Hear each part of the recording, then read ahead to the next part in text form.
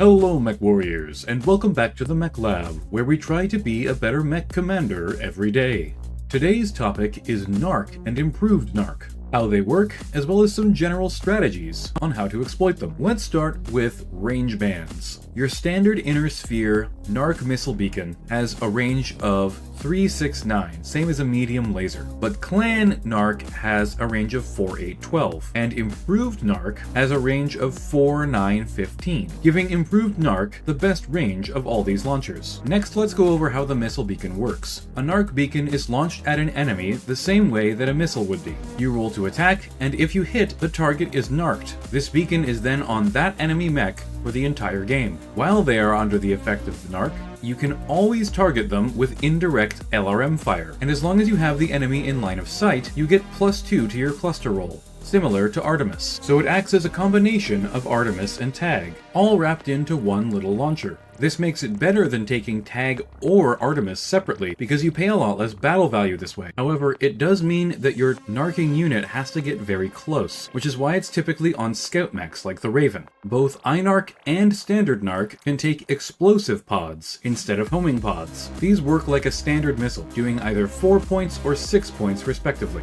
Now, improved NARC comes around at the end of the Clan Invasion era, and is exclusively a Comstar and Word of Blake technology. In addition to increasing the range, the size of the beacon was also increased, meaning that improved NARC has an additional effect. Any NARC-capable missiles firing at a NARCed target also get a -1 to hit. This is a massive advantage, and allows the Kintaro 21, which is probably the best iNarc mech in my opinion, to perform a 1-2 punch combo, hitting the enemy with an iNarc beacon and then getting a -1 to hit with its 2 SRM 6-packs, in addition to the +2 cluster. This -1 to hit does apply even with indirect LRM fire, but you still lose the +2 cluster modifier on indirect. I should mention that you need to take NARC-capable missiles in order to take advantage of NARC pods. They have no increased battle value cost, but it does mean that you can't take utility ammo like Smoke, Inferno, and that you have to choose between NARC and Artemis if you have an Artemis launcher. Next, let's get into the alternate ammos that only iNarc has access to. First are ECM pods. When you hit an enemy with an ECM pod, they are now treated as being under an enemy ECM field. It doesn't affect anyone around them, and you can't swap it to ECCM or cause it to produce ghost targets. It simply disables any C3 or Artemis that they have on their mech. Next are Haywire pods. These are an incredible force multiplier. If you hit an enemy with a Haywire pod, they suffer a +1 to hit on all of their weapons for the rest of the match. They also cannot act as a spotter for indirect fire or artillery, and the rules are slightly unclear on this, but I think that they can use a tag all the time. In the book it says that they can guide arrow for homing missile, but the tag would also be at a +1 to hit. I'm assuming they can still use tag to guide in LRMs. Next are Nemesis pods, which are the most complicated. If you hit an enemy with a Nemesis pod, and then they are standing in the direct line of sight between an enemy firing a missile with either Artemis, NARC, or Streak-enabled ammo, when that unit fires at you, it has to make an attack roll first against their ally, with a +1 modifier to hit. If they successfully attack their ally, the missile strikes the Nemesis unit rather than the intended target. If that attack roll fails, the missiles continue on,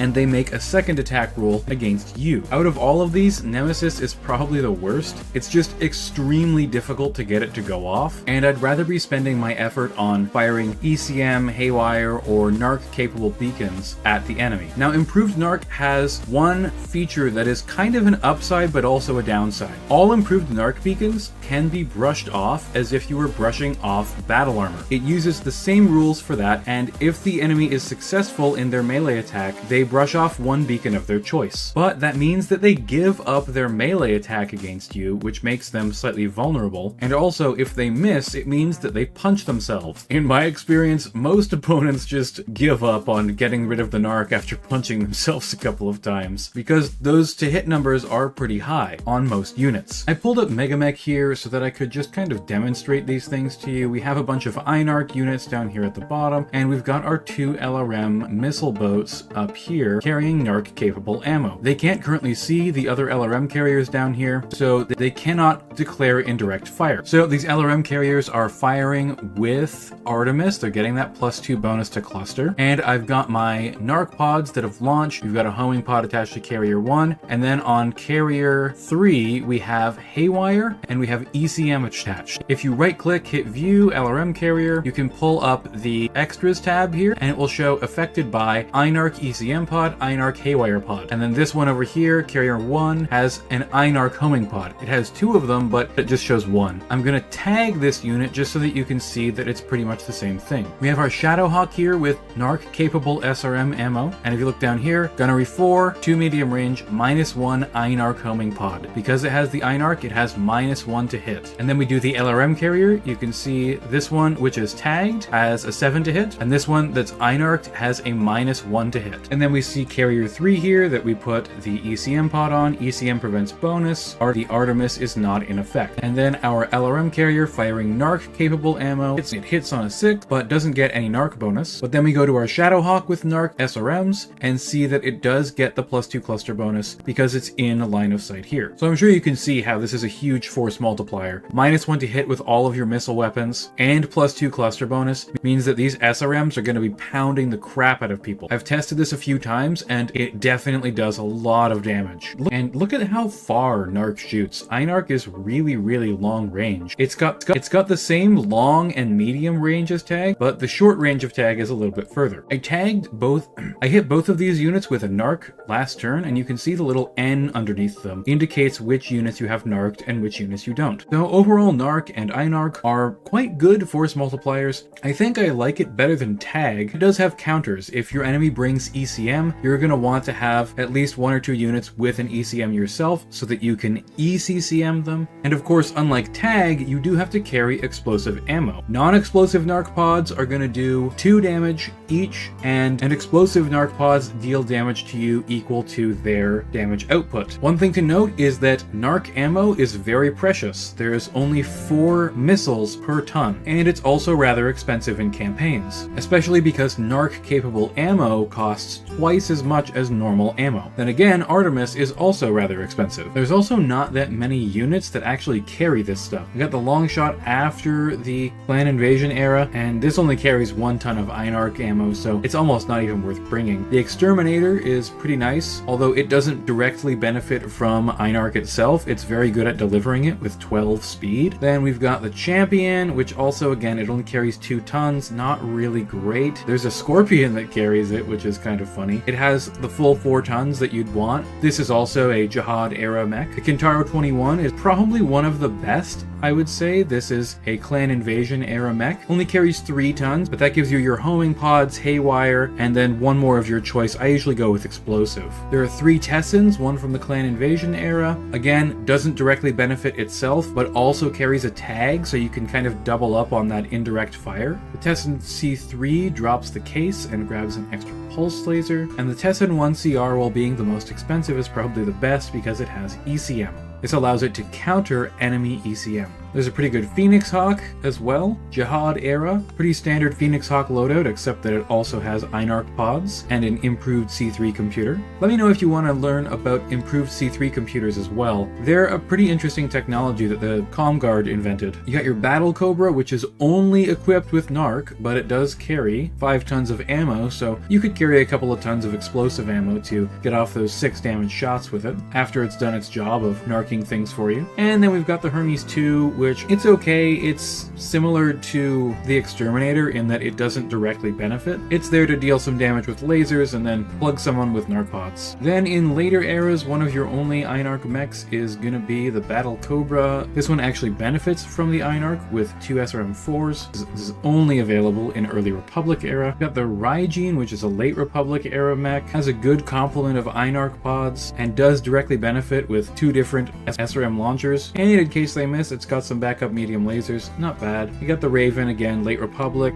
has stealth armor, which is kind of cool. iNarc, 3 tons of ammo. Has a couple of improved SRM2 one-shots, which you could load with improved NARC ammo and pretty much just use them as a shotgun after you have landed your NARC pod. That's kind of nice. It's very fast, which is awesome, and carries an Angel ECM suite, which allows it to both jam enemy Artemis and produce an ECCM field at the same time. Very nice. Only other mech we have is this unique mech. We're obviously not going to be tournament legal most of the time. MML9, which is really cool. You can load that up with some NARC capable ammo and directly benefit, in addition to having some extra medium lasers on board. But only 1 ton of NARC pods is kind of a big problem, as I've said. So how do you go about using this thing? Well, this is the Clan Invasion era list that I put together. Because I'm facing off against clans and there are limitations in the tournament for the Great Refusal, I'm not really worried about running into ECM. And I've just really loaded up on a bunch of mechs with lots of SRMs so that I can do a lot of damage at short range, because the tournament is very focused on brawling. But if this was like a campaign, or if it was a mission where being right in the center of the action wasn't quite as important, I would definitely want to bring some LRMs with this list. Being able to narc someone and then be able to indirect fire at them from anywhere on the board, even if they're hiding and you can't get a tag unit over there or anything like that, that is really powerful, because it means that you can finish off damaged units. But you really just want to capitalize as much as you can on making the iNarc pods be a super powerful force multiplier. So bring lots of missiles, but also bring something like a tough energy boat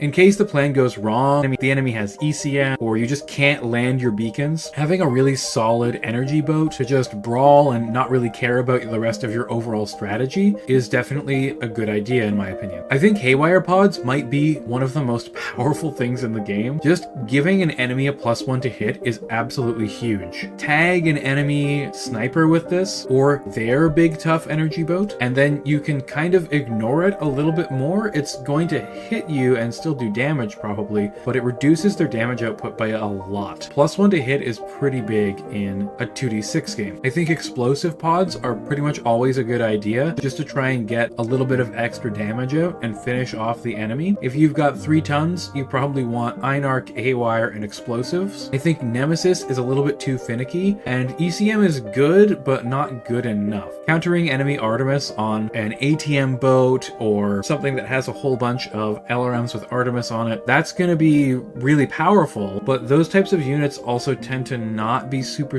tough, so you could just hit them with a regular iNarc pod and a haywire pod and explode them while they're not doing as much damage back to you. By the time you've spent 2 or 3 rounds getting an iNarc and a haywire pod on them, you probably just want to switch to explosives and not use ECM in addition to that, because cost for benefit is going to be minimal at best. And +1 to hit is almost certainly better than negating Artemis. So tell me what you think of my tournament list. I think that it has one weakness, and that is that it doesn't have enough jump jets, but you can't have the world. Speaking of the tournament, the Great Refusal is still open for admission. Come on over and join in the fun, Mech Warriors. If there's any other weird tech that you want me to explain and review, leave a comment below as well, and leave a like and subscribe to the channel while you're down there. Thanks for watching, Mech Warriors, and have a great day.